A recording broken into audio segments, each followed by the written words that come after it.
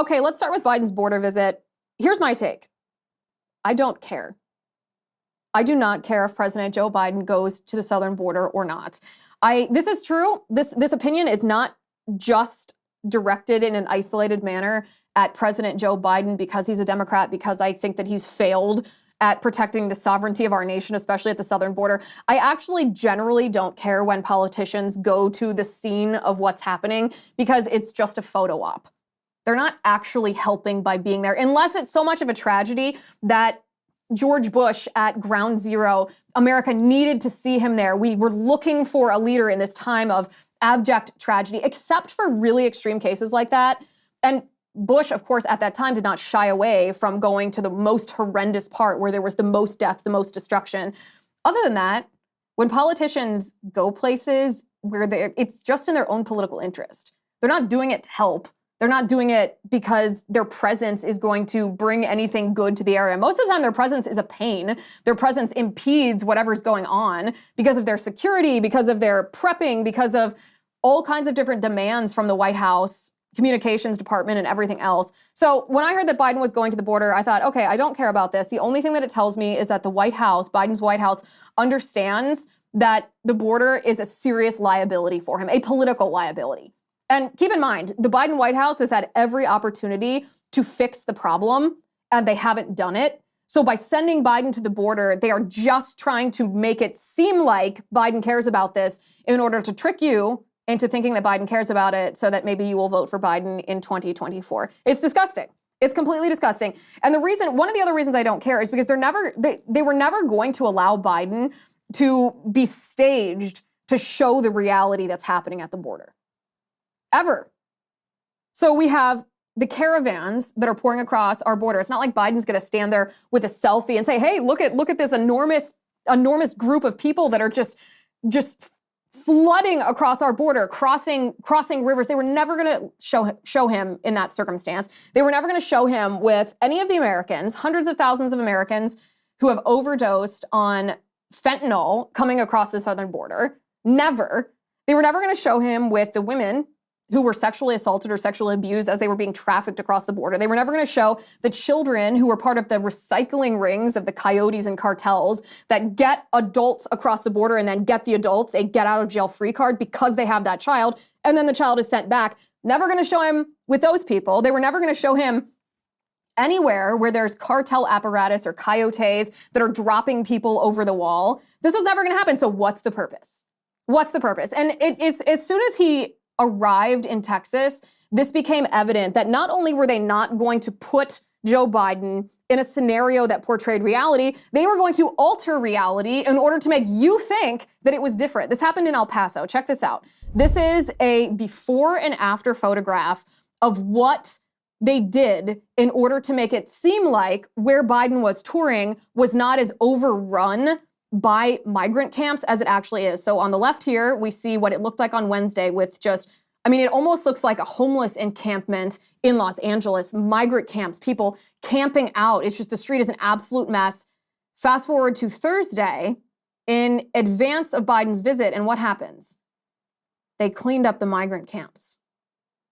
The sidewalk is empty. It looks clear and nice and safe. Why did they do this? They did this so you and I don't see the truth, so that they can stage Joe Biden the way that North Korea stages their full grocery stores for people that are touring North Korea, to make it look like the people of North Korea aren't starving, but to make it look like the people of North Korea have everything that their hearts desire.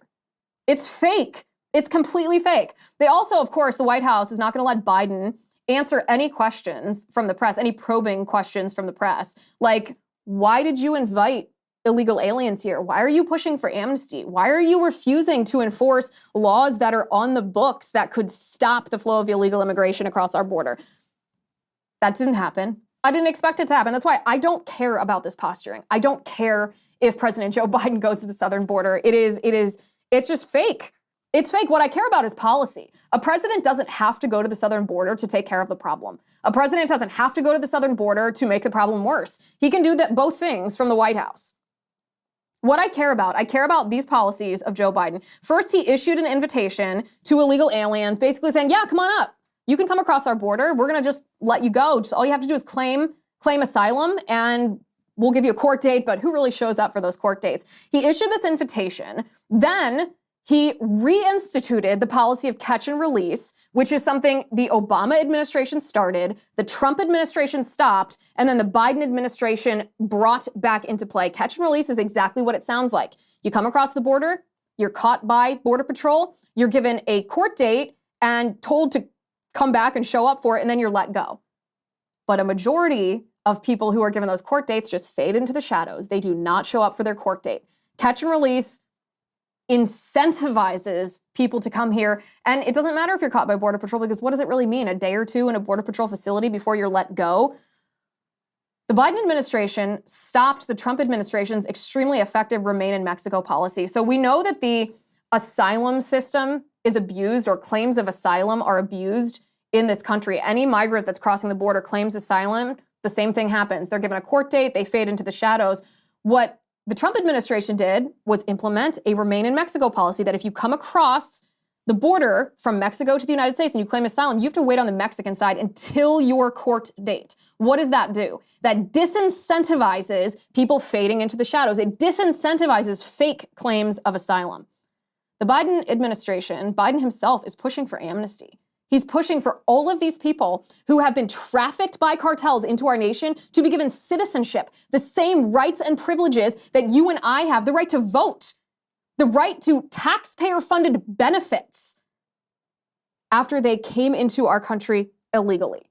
Joe Biden has actively let the cartels continue their trafficking, drug trafficking, and human trafficking without trying to stop it, while simultaneously claiming that they're doing something. This is what I care about. I care about the policy. This is The Liz Wheeler Show. Conservatives, this is your wake-up call. Fight back against this destructive Marxist ideology. Big tech is essentially using left-leaning organizations who claim to fact-check to silence anybody who disagrees with their radical leftist ideology. I will deliver the research, every issue, every controversy. First is the stage of development, a zygote, and then an embryo, and then a fetus, and then a baby when it's born. But does that stage of development mean that that baby is not a human? They tell us that if we don't do something, if we don't pass the Green New Deal, that our Earth is going to die in 12 years. They said the Arctic would no longer enjoy ice. If they've gotten every single thing wrong in the past, why would we believe them now? The 5 stories the mainstream media refuse to report to you. Marriage is the best anti-poverty program ever. AOC, cultural Marxism, teachers' unions. In the history of our world, where has socialism ever ended in anything other than death, destruction, and oppression? The purpose is to delegitimize the United States of America. If you think my Twitter feed is feisty, you have no idea. That's why we do what we do, to fight for this country so that it remains unified, it remains one nation under God. Unapologetic. I don't think it's ever a tragedy for a baby to be born. Never backing down. This is our time. This is our opportunity. Why would we let that go? If you let these hypocritical, tyrannical politicians take an inch, even with the excuse of an emergency, they will take a mile. So let them take nothing from you, period.